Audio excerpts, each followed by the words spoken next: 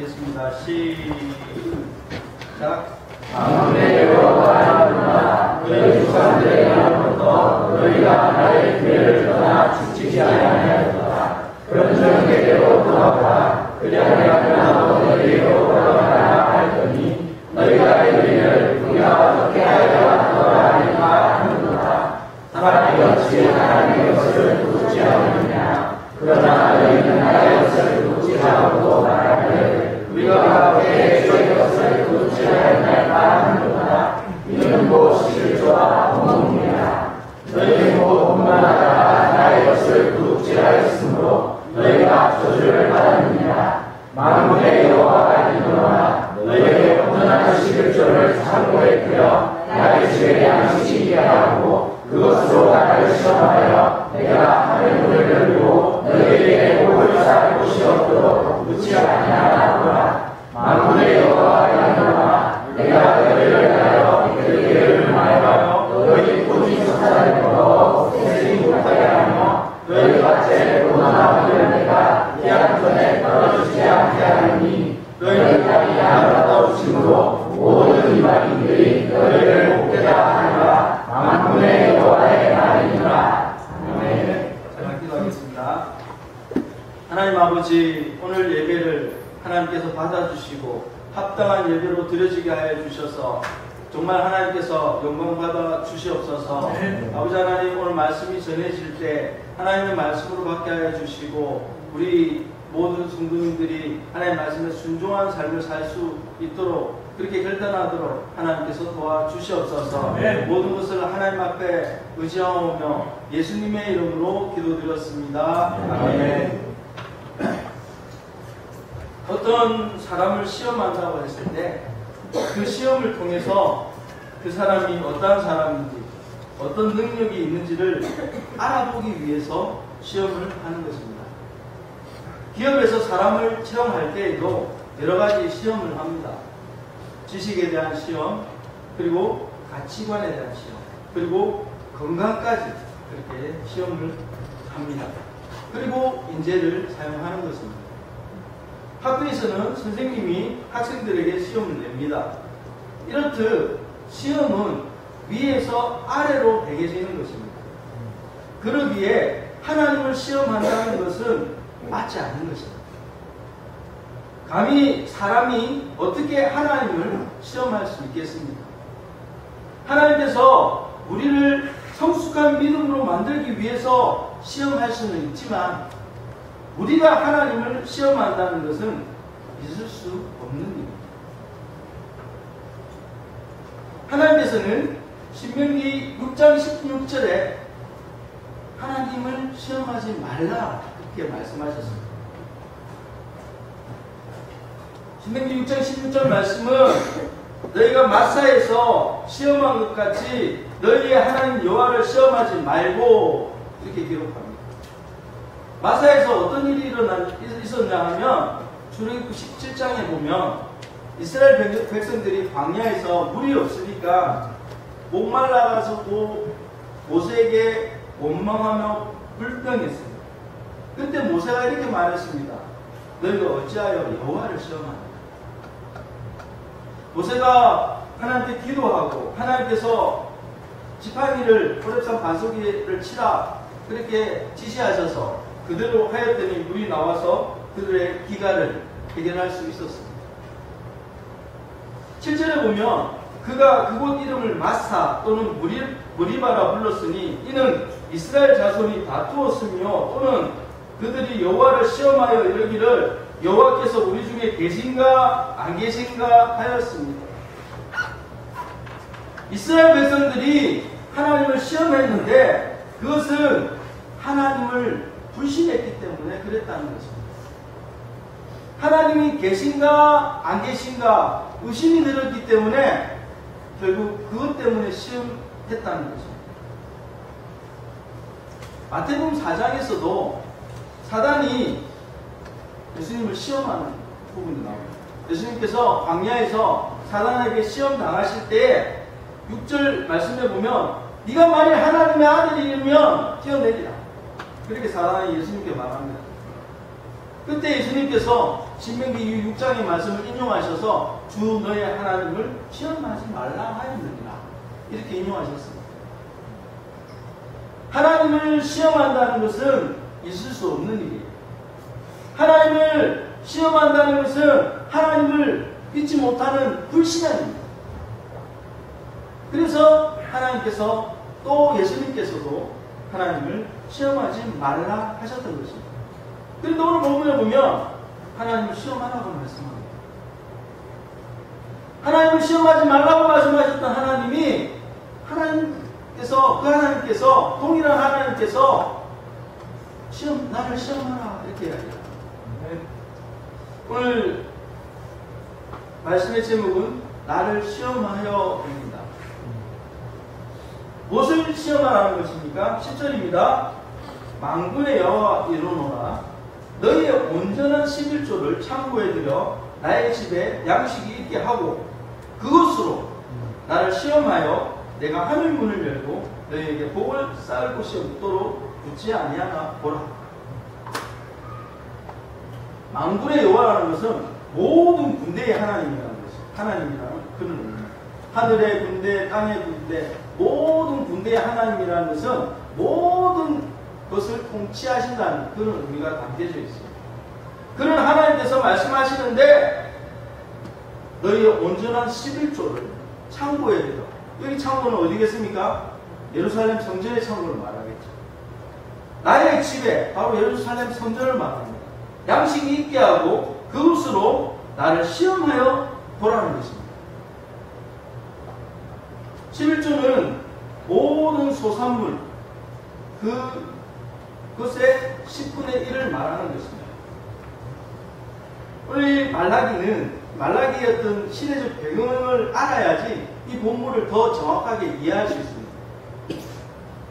이 말라기는 마지막 성경, 구약 성경 마지막 책이에요. 그리고 이 말라기는 선지자입니다. 나의 사자라는 그런 뜻을 가지고 있습니다. 이 시대는 어떤 시대이냐면 바벨론의 포로로 잡혀가서 다시 돌아오고 난 후 한 100년이 지났습니다. 페르시아 왕 고레스가 칙령을 내렸죠. 이스라엘 백성들은 이제 바벨론에서 고향으로 돌아가서 거기에서 예루살렘 성전을 건축하라. 다 도와줄 테니까 주변에 있는 사람 다 도와줘라. 그리고 그곳에 가서 성전을 건축하라. 이스라엘 멸망하고 난 뒤에 예루살렘 성전도 완전히 파괴되었습니다. 그런데 하나님께서 페르시아의 왕을 사용하셔서 그들을 고국으로 보내면서 성전을 다시 재건하라는 거예요. 그들은 기쁨을 안고 고국으로 돌아왔습니다. 그리고 성전을 재건하려고 했습니다. 그런데 반대에 부딪히죠. 그리고 한 15년, 16년간 성전을 재건하지 못합니다. 생활이 바빴고 자기 집을 학계 선지자가 이야기하기를 너의 집을 세우기에 너무나 바빴다라고 이야기를 하고 있습니다.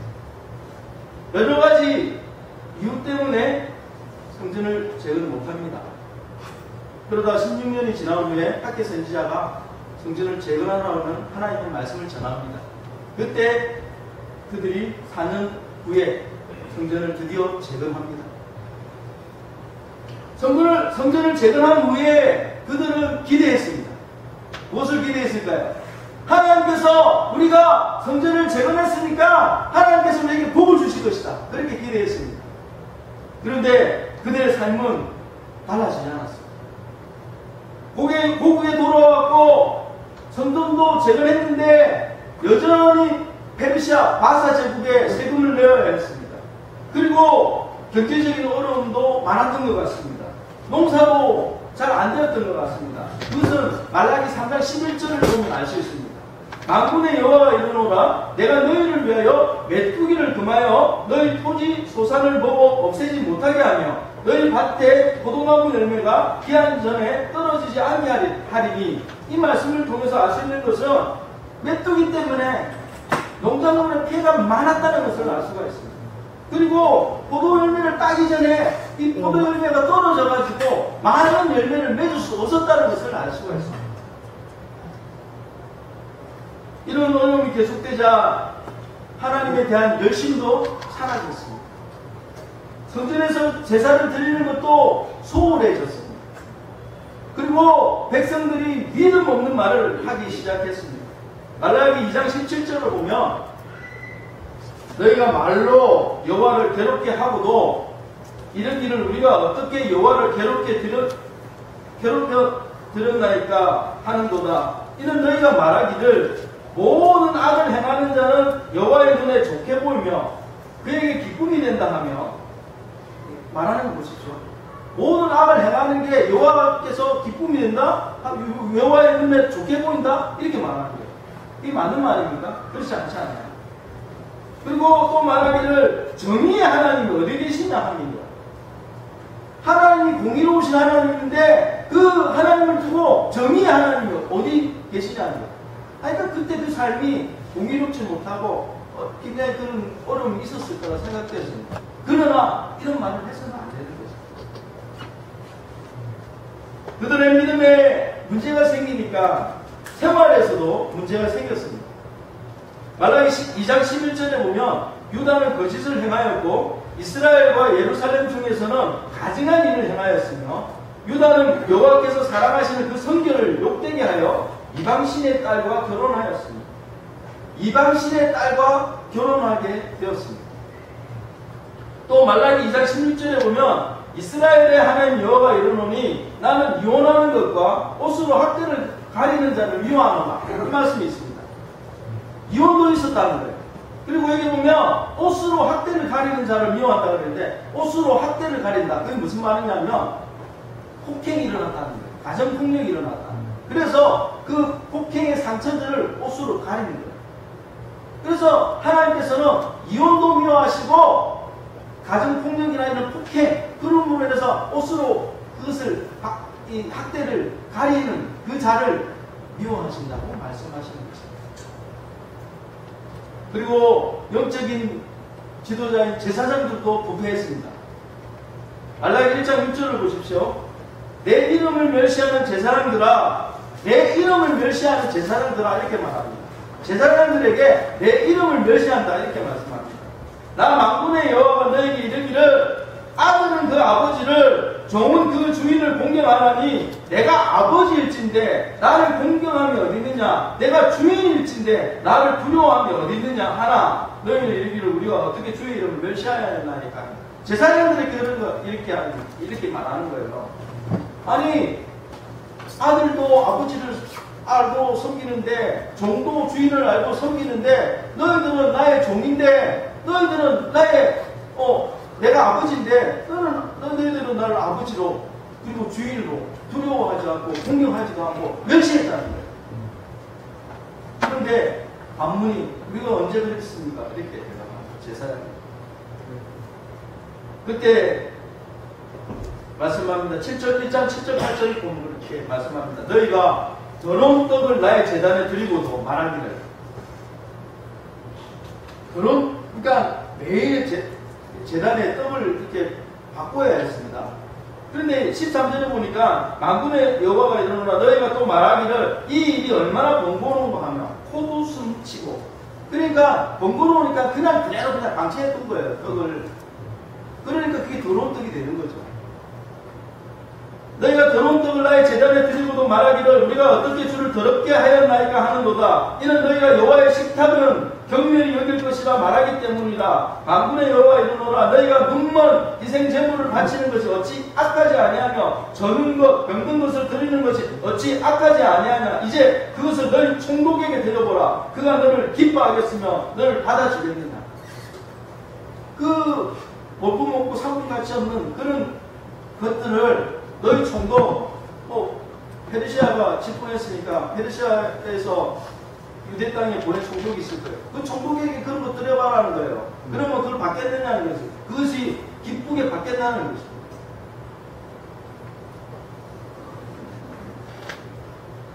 그래서 하나님께서 이렇게 말씀하십니다. 10절 보십시오. 만군의 여호와가 이르노라 너희가 내 제단 위에 헛되이 불사르지 못하게 하기 위하여 너희 중에 성전문을 닫을 자가 있었으면 좋겠도다. 내가 너희를 기뻐하지 아니하면 너희가 손으로 드리는 것을 받지도 아니하리라. 성전문을 닫을 자가 있었으면 좋겠다. 너희가 드리는 그 불사는 뭐 화제나 여러 가지 제사값들이 헛되이 드리는 제사라는 거예요. 그러니까 내가 받을 수 없다는 거예요. 기뻐할 수도 없다는 거예요. 그리고 하나님 말씀하시기를 성전을 좀 누가 좀 문을 좀 닫아줬으면 좋겠다는 거예요. 헛된 제사, 마음에도 없는 제사, 그럼 제사 받고 싶지 않다는 거예요. 우리가 드려지는 이 예배가 하나님께서 기뻐하시지 않으시고 반석에 문 닫았으면 좋겠다. 하나님께서 그런 마음을 가지시지 않게 되기를 원합니다. 제사장들은 그 제사에서도 불성실했을 뿐만 아니라 율법을 가르치고 또 그렇게 했어야 되는데 율법에 대한 지식도 제대로 없었고 그래서 뭐 가르치실 수도 없었겠죠. 2장 7절 8절 보면 이게 나옵니다. 제사장의 입술은 지식을 지켜야 하겠고 이 말씀은 두 가지로 생각할 수 있죠. 그러니까 지식을 지켜야 되는데 지식을 지키지 못하면 지식이 없는 거예요. 그렇게 생각할 수도 있고 지식은 있는데 안 가르치는 거예요. 그리고 행하지도 않는 거예요. 이게 지식. 그러니까 제사장의 입술은 지식을 지켜야 하겠고 사람들은 그의 입에서 율법을 구하게 되어야 할 것이니 제사장은 만군의 여호와의 사자가 된 이들은 말라기의 뜻이 뭐라고요? 아의 사자. 여러분들 말라기는 오늘 본문은 11조에 대한 본문이 아니에요. 예배를 회복하라는 그런 본문입니다. 하나님 앞에 제대로 예배자의 삶을 살라는 그런 내용입니다.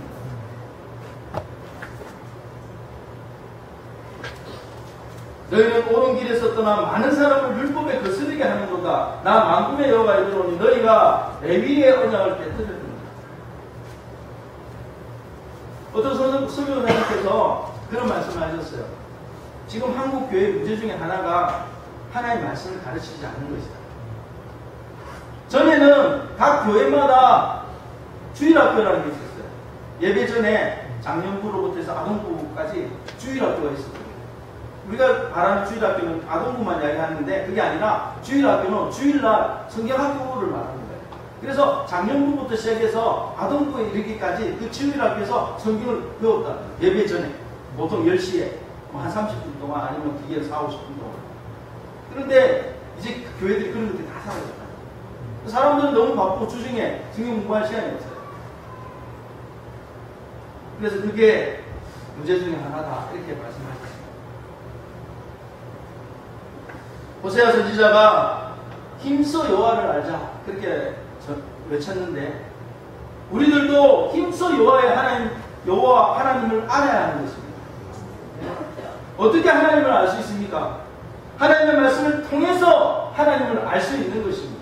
하나님의 말씀을 날마다 읽고 궁금한 것 있으면 500원 안 받을 테니까 물어보시고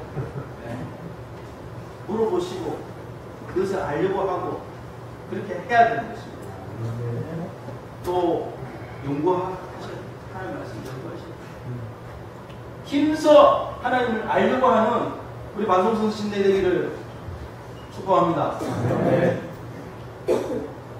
이런 상황 가운데서 이 본문이 주어졌다는 거예요. 근데 이 본문만 보면 11조에 관한 말씀인 걸로 알고 있는 거예요. 그러니까 힘들어지고 믿음까지 사라져서 제사 드리는 것도 소홀하고 또 제사장들조차 말씀을 율법을 가르치는 것도 잘 안 되고 그런 가운데 하나님께서 눈높이 교육을 하시기 위해서 이 말씀을 주신 거예요. 다시 예배를 회복해라.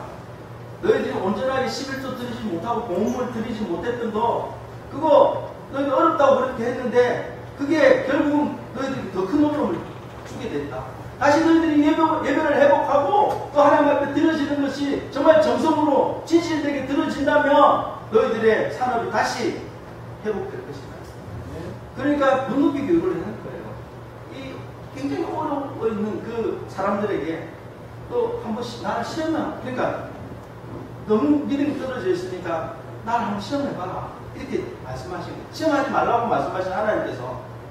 그러니까 이 말씀을 우리가 잘 이해한다면 시험하라는 말씀이 아니고 너무나 힘들어하고 너무나 연약한 그들에게 주신 말씀이기 때문에 믿음이 있다면 하나님 시험하는 것은 옳지 않은 것입니다. 눈높이 교육. 하나님 너무나 그들을 바라보니까 너무 떨어져 있으니까 너무 내려가 있으니까 거기 내려가셔가지고 나 시험해봐라. 내가 하늘 문을 열고 복을 내리지 않느냐. 알게 하는가. 내가 한번 시험해봐. 그렇게 말씀하셨어요.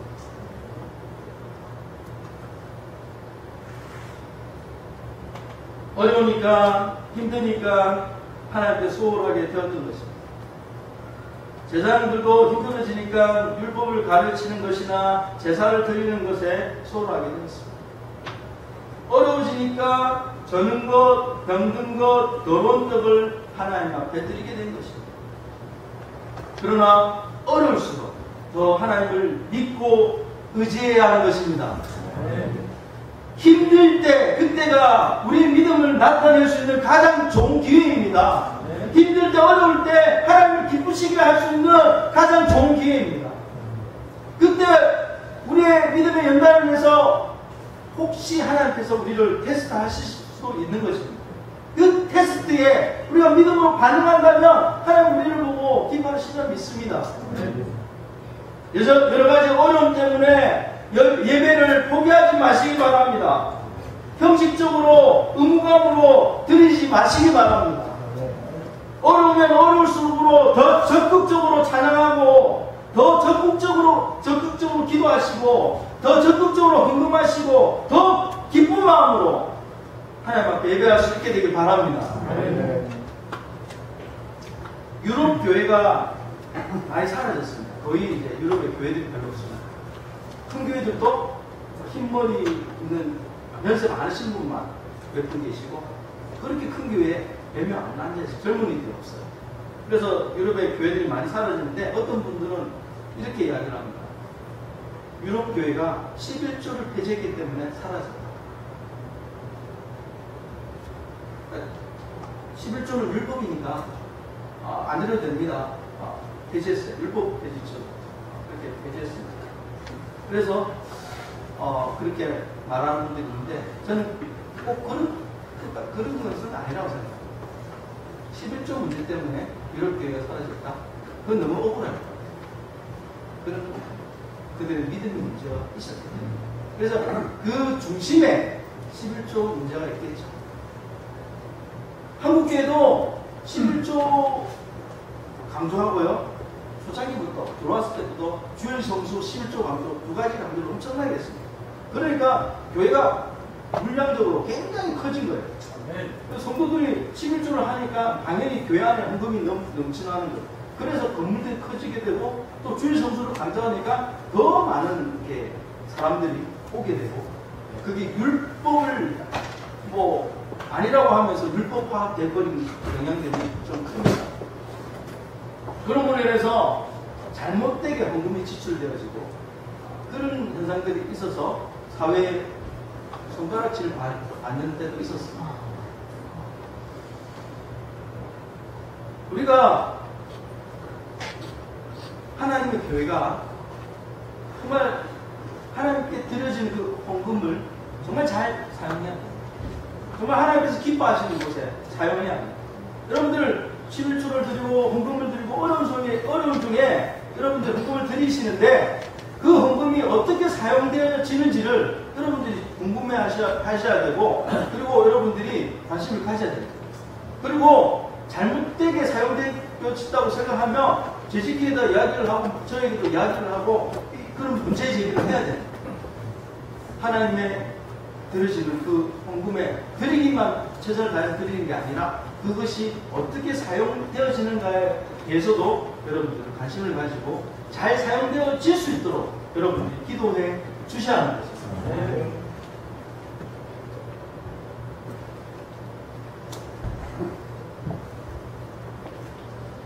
11조를 반드시 드려야 한다. 그래야 복 받는다.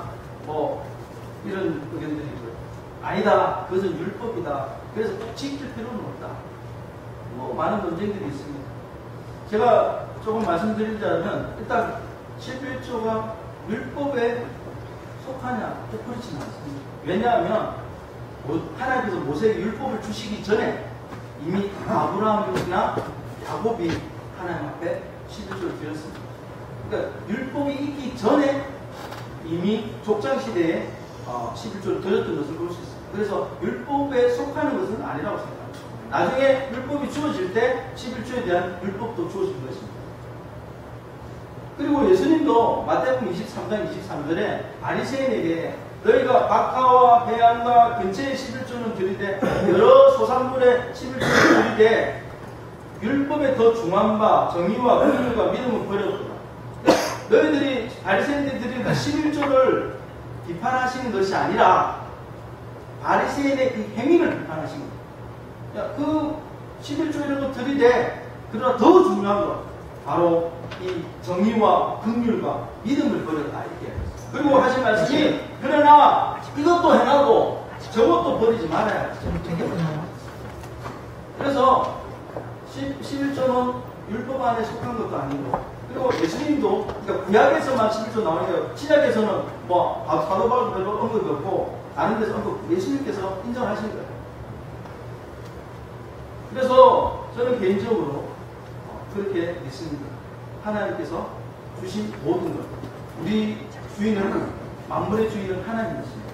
네. 우리가 그 모든 것들을 받았습니다. 시간이고 재능이고 물질이고 받았습니다.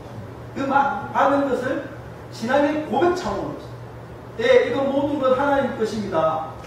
하나님 저를 구원해 주셨습니다. 감사합니다. 그런 의미로서 10분의 1은 신앙의 고백적인 차원으로서 드려져야 한다고 믿습니다. 네. 그러나 분명한 것은 하나님께서 우리의 마음을 받기를 원하신다는 것입니다. 어른들이 꼬마 아이에게 과자를 달라고 하는데 그 과자를 탐내는 것이 아니라 그 아이의 마음을 보기 원해서 과자를 달라고 합니다. 만물의 주인이신 하나님께서 우리의 가진 것보다는 우리의 마음을 더 원하신다는 사실을 기억하시기 바랍니다. 네. 그래서 고린도후서 9장 7절, 이건 신약입니다. 고린도후서 9장 7절. 각각 그 마음에 정한 대로 할 것이요 인색함으로나 억지로 하지 말지니 하나님 즐겨내는 자를 사랑하시니라. 하나님은 자원하는 마음. 하나님 금액을 말씀하시지 않았어요. 많이 내라 이렇게 말씀하시지 않았어요. 즐겁게 자원하는 마음. 그렇게 하나님 앞에 드려라 그래서. 네. 여러분들 물론 헌금을 잘한다고 해서 신앙이 다 좋은 건 아니에요. 우리가 초대교회에서도 보았고 아나니아 삽비라 같은 경우는 바나바가 자신의 재산의 일부를 팔아가지고 사도들 발 앞에 놓았다. 이건 이제 교회에 헌금했다는 거예요. 그걸 보고 아나니아 삽비라도 교회에서 막 칭찬하고 우러러보고 존경하는 모습을 보고 그들도 믿음이 좋은 건 아니에요. 그러나 헌금을 안 하는 사람은 믿음은 결코 좋은 사람이라고 할 수는 없습니다. 왜냐하면 마태복음 6장 19절에 21절 이하로 보는 거 제가 읽어드리겠습니다. 너희를 위하여 보물을 땅에 쌓아두지 말라. 거기는 종과 동록이 행하며 도둑이 구멍을 뚫고 도둑질하느니라. 오직 너희를 위하여 보물을 하늘에 쌓아두라.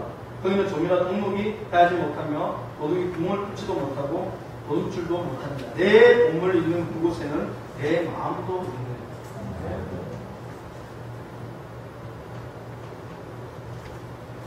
마음이 있다는 거예요. 믿음이 있을 때 마음도 있는 거예요. 그리고 거기에 나의 보물이 있는 거예요.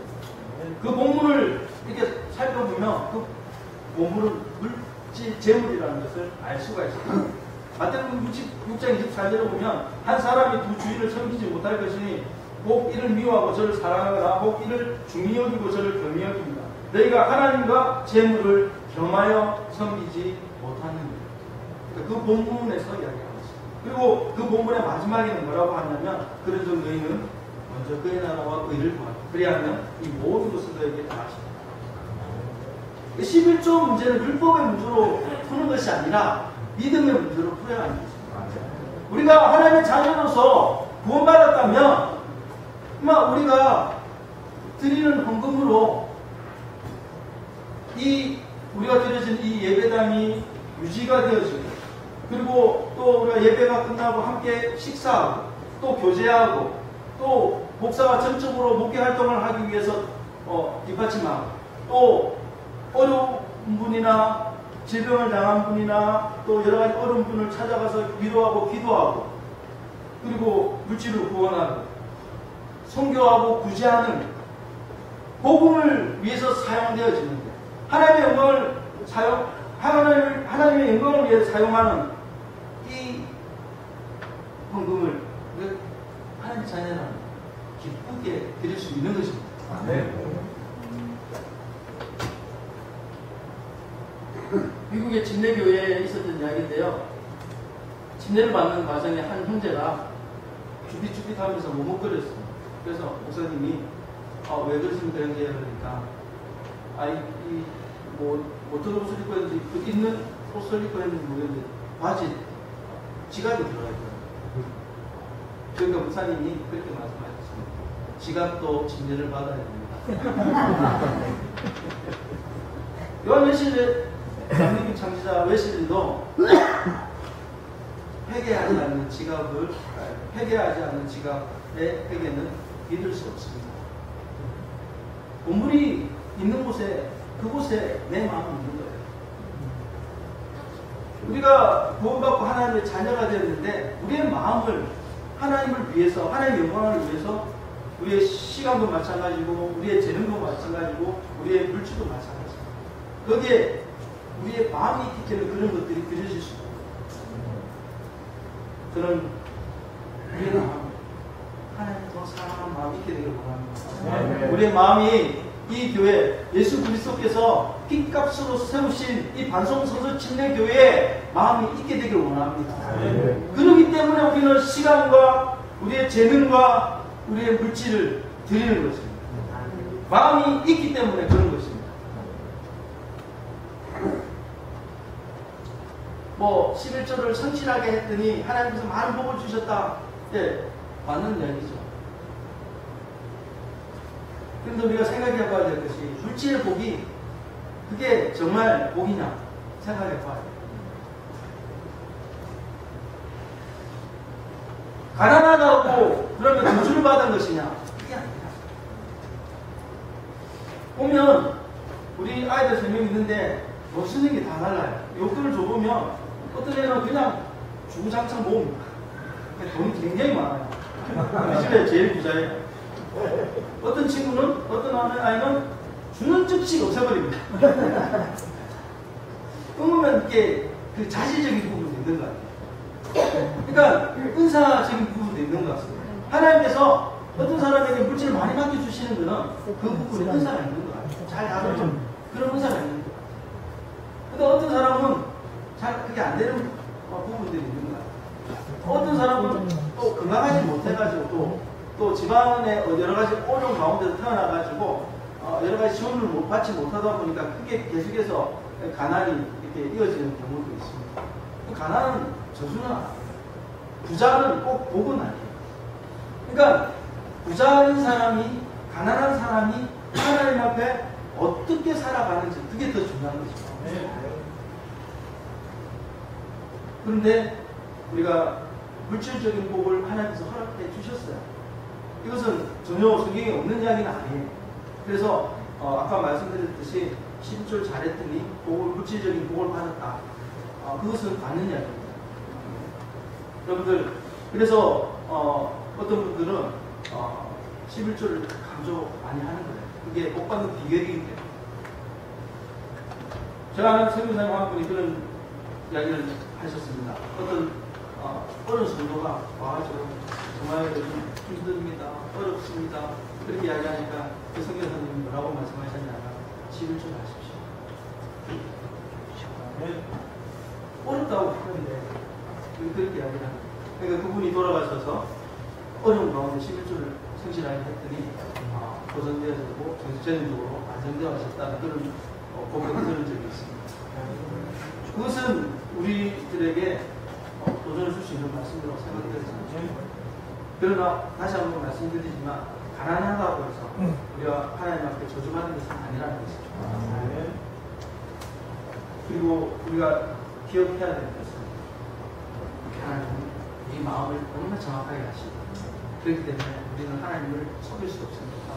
하나님을 정직하게 즐거워하는 마음, 자원하는 마음으로 여러분들의 시간과 여러분들의 재능과 여러분들의 물질을 하나님 앞에 드릴 수 있게 되기를 원합니다. 그것이 작은 것이라도 관계없습니다.